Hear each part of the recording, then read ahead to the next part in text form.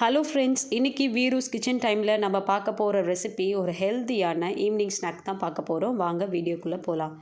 அதுக்கு இன்றைக்கி ஒரு ப்ரொக்கோலியை நான் கட் பண்ணி வச்சுருக்கேன். அந்த ப்ரொக்கோலியை நம்ம சுடு தண்ணியில் போட்டு நல்லா க்ளீன் பண்ணி எடுத்துக்கலாம். இப்போ க்ளீன் பண்ண ப்ரொக்கோலியை நம்ம ஒரு மிக்ஸி ஜாருக்கு மாற்றி அதை நம்ம கிரைண்ட் பண்ணி எடுத்துக்க போகிறோம். இப்போ இது ஜாருக்கு மாற்றிடலாம்.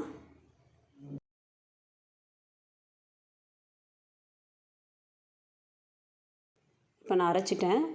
இந்த அளவுக்கு நம்ம கிரைண்ட் பண்ணால் போதும். இப்போ நம்ம இது வேறு பாத்திரத்துக்கு மாற்றிட்டு இது கூட ஒரு கப்பு துருவின பன்னீரை நான் சேர்த்துருக்கேன். அப்புறம் 2 டேபிள் ஸ்பூன் கடலை மாவு சேர்த்துருக்கேன்.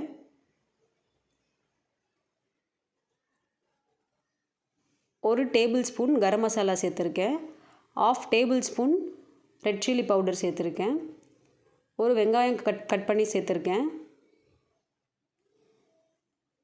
ஒரு பச்சை மிளகாய் சேர்த்துருக்கேன். கொஞ்சமாக புதினா இலை சேர்த்துட்டு தேவையான அளவு உப்பு சேர்த்துட்டு ஒரு டேபிள் ஸ்பூன் வெள்ளை எள்ளு இதில் நான் சேர்த்துருக்கேன். இப்போ இது எல்லாத்தையும் நம்ம நல்லா மிக்ஸ் பண்ணிக்கலாம். இதில் நம்ம தண்ணி எதுவும் சேர்க்க வேண்டாம். ப்ரொக்கோலியில் இருக்க தண்ணியே இதுக்கு கரெக்டாக இருக்கும்.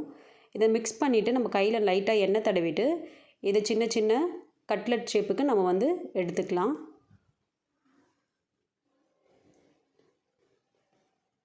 இந்த மாதிரி ரவுண்ட் ஷேப்புக்கு நம்ம செஞ்சு வச்சிடலாம். அவ்வளோதான், நம்ம எல்லாத்தையும் ரெடி பண்ணிட்டோம்.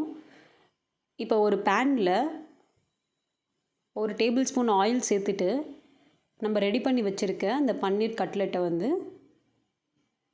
நம்ம ஒன்று ஒன்றா வச்சிடலாம். இப்போ இதை நம்ம ஷாலோ ஃப்ரை பண்ணி எடுத்துக்க போகிறோம். இந்த கட்லெட்டில் பார்த்திங்கன்னா நம்ம ப்ரொக்கோலி சேர்த்துருக்கோம், பன்னீர் சேர்த்துருக்கோம், எள்ளு சேர்த்துருக்கோம். இதில் எல்லாமே ஹெல்த் பெனிஃபிட்ஸ் நிறைய இருக்குது.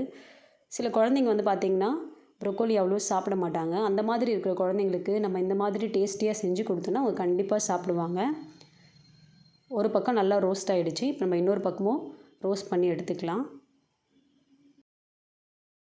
அவ்வளோதான், நம்மளோட ஈஸியான ஹெல்த்தியான ப்ரொக்கோலி பன்னீர் கட்லெட் ரெடி ஆகிடுச்சு. இந்த வீடியோ உங்கள் எல்லாருக்கும் பிடிச்சிருக்குன்னு நினைக்கிறேன். மறக்காமல் கண்டிப்பாக ட்ரை பண்ணுங்கள். நம்ம நெக்ஸ்ட் வீடியோவில் மீட் பண்ணலாம். தேங்க்யூ.